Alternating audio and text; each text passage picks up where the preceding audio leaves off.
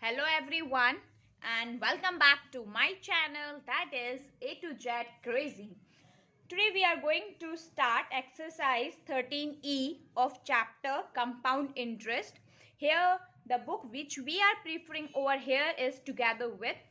So let's start with the exercise 13E of chapter compound interest. So the first question is on our screen, that is a sum of money amounts to 10,240 rupees in 2 years at 6.2/3% per annum, compounded annually. Find the sum.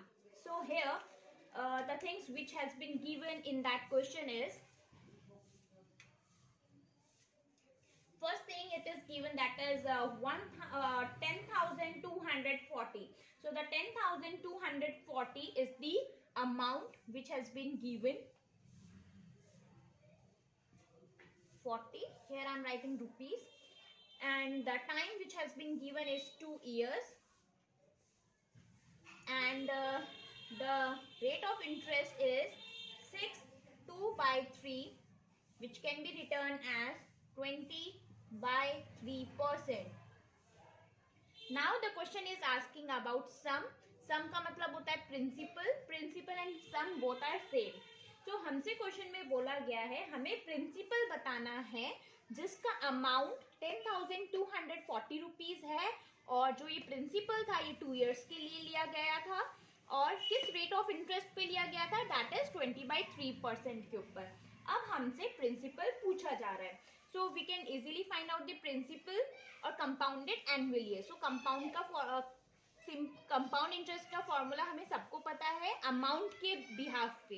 तो amount के लिए क्या होता है, that is A is equals to P 1 plus R upon 100 raised to the power t. Here p is the principal, a stands for the amount, r stands for the rate and t stands for the time. So amount क्या given है, सबके नीचे उनकी values दिखते हैं. So here the amount is 10,240. We don't know the principal, so I am writing principal over here as p. Now the rate of interest is 20 and 20/3, and here it is 100. So here I am multiplying it by 100 raised to the power t. t कितना है, that is 2 years. So यहाँ पे मैं 0 को 0 के साथ cancel कर रही हूँ. 2 1 2, 2 5 10. If I am going to solve it further, so हमारे पास आएगा p 1 प्लस 1 अपॉन 5 3 15. हमारे पास आएगा that is 0 को 0 से 5 5 3 15 raised to the power 2. Now I am solving it over here. So 10,240 is equals to p. Now 15 1 15 plus 1, that is 16/15 का square. Correct. अगर हम इसको यहाँ ट्रांसफर करेंगे तो ये क्या कन्वर्ट हो जाएगा, जैसे कि 15 यहाँ पे डिवाइड में है तो यहाँ मल्टीप्लाई में हो जाएगा. सो I am writing 15 square.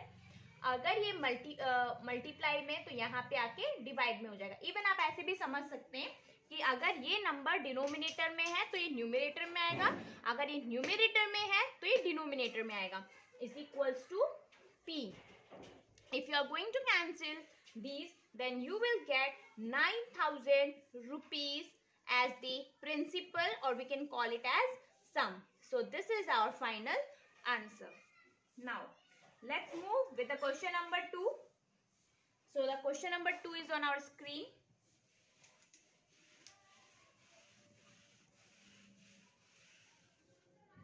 A certain sum amount to rupees 5,832. Again हमारे पास अमाउंट दे रखा है, दैट इज रुपीज 5,832, एंड कितने इयर्स के लिए दे रखा है ये, that is for 2 years, and the rate of interest is 8%, and we just need to find the principal. जैसा कि अभी हमने वो क्वेश्चन किया है, एज इट इज हमें ये करना है.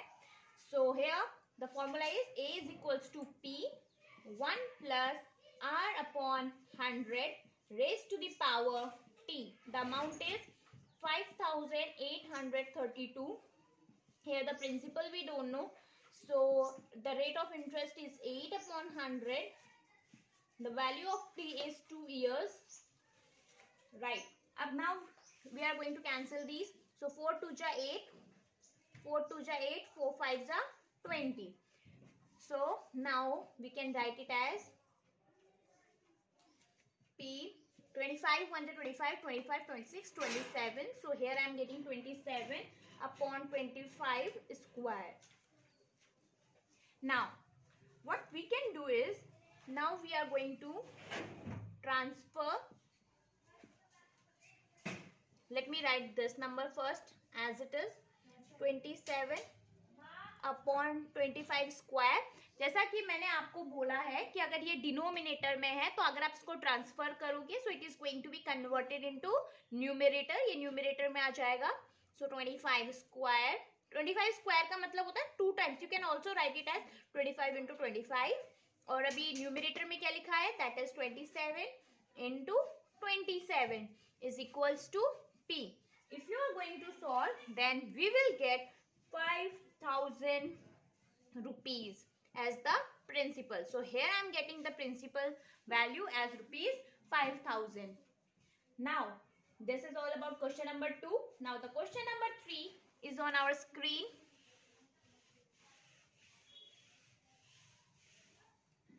Which is, on a certain sum of money, the difference between the compound interest and the simple interest for a year is 180.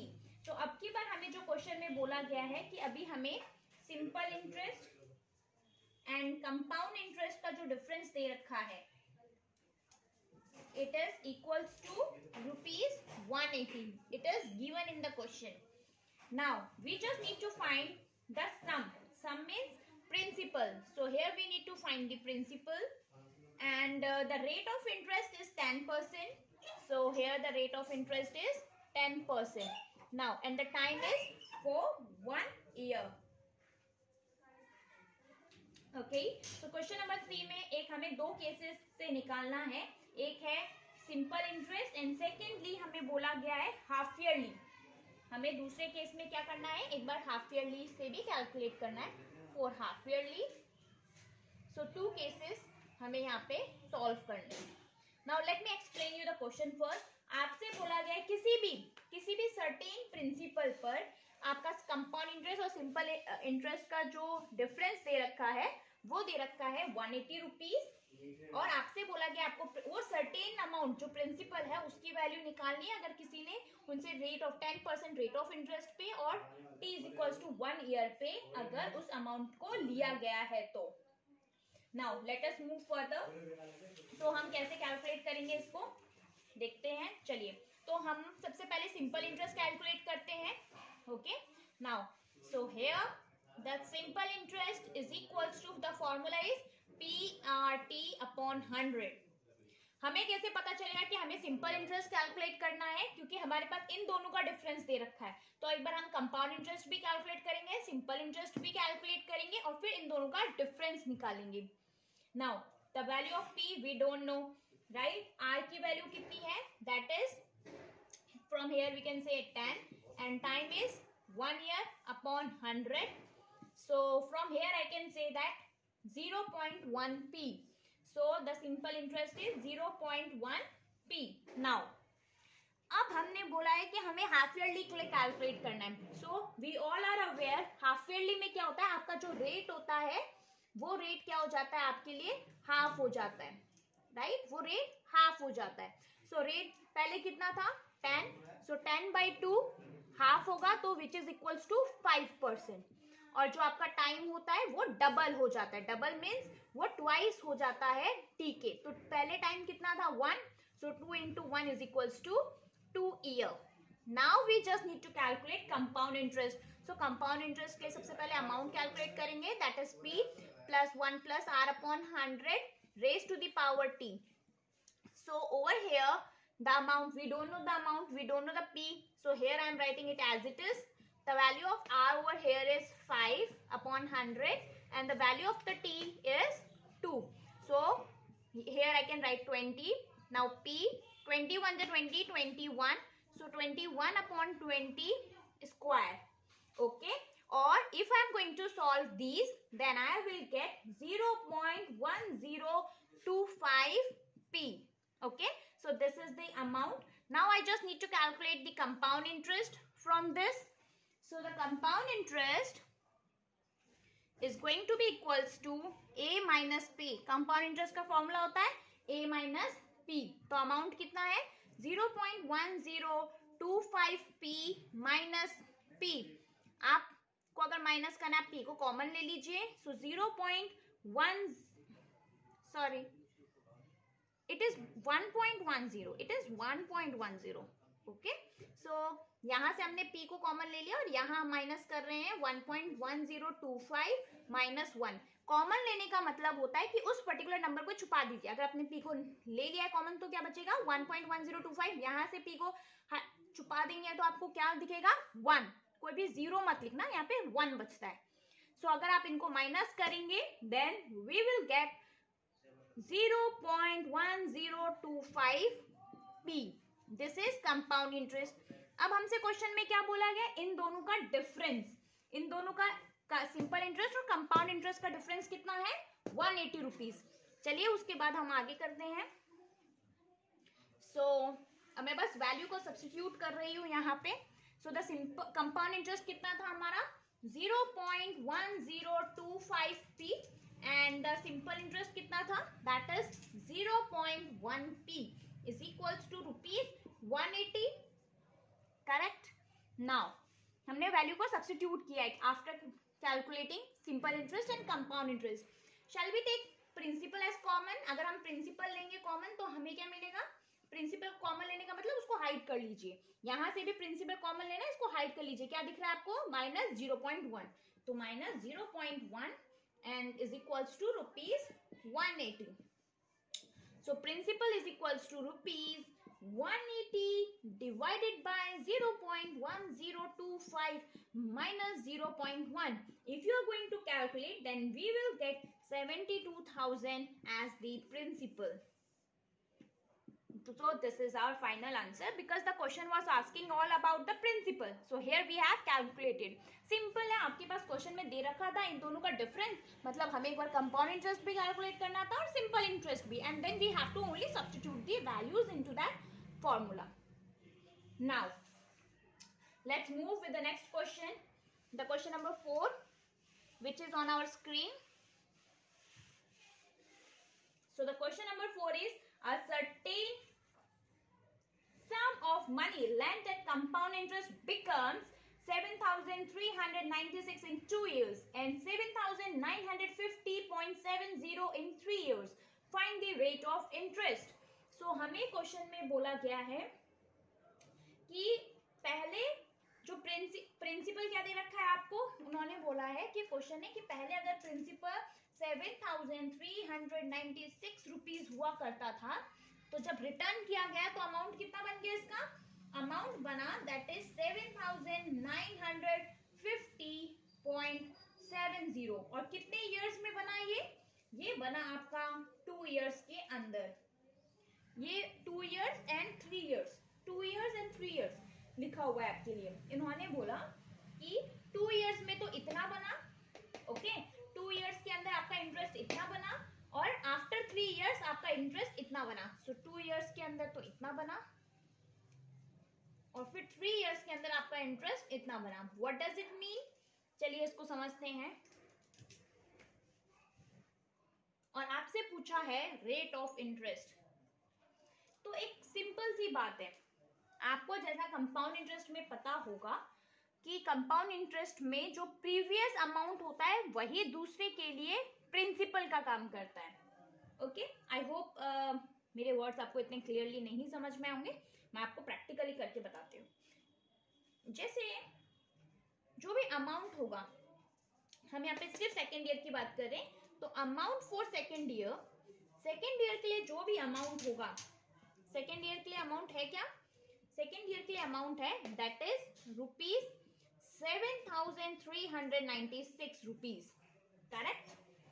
ये जो अमाउंट सेकेंड ईयर के लिए है वो थर्ड ईयर के लिए प्रिंसिपल का काम करेगा. क्या करेगा, थर्ड ईयर के लिए ये प्रिंसिपल का काम करेगा. आई एम रिपीटिंग, ये अमाउंट है, सॉरी, जो सेकेंड ईयर का अमाउंट होगा वो थर्ड ईयर के लिए प्रिंसिपल का काम करेगा, जो थर्ड ईयर का अमाउंट होगा वो फोर्थ ईयर के लिए एज अ प्रिंसिपल का काम करेगा। ओके, चलिए तो ये यहाँ पे हम लिखते हैं, ये किसके किसके जैसे काम करेगा, ये काम करेगा एज अ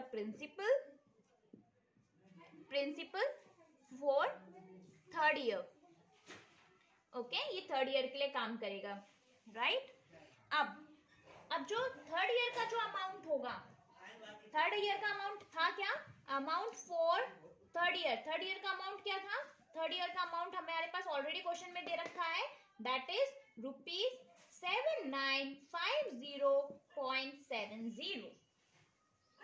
ओके, तो थोड़ा इसके अंदर हाँ कॉम्प्लेक्स है, तो उसको प्लीज इतना हार्ड ना समझे और इसको ट्राई कीजिए कि ग्रैब कर सके।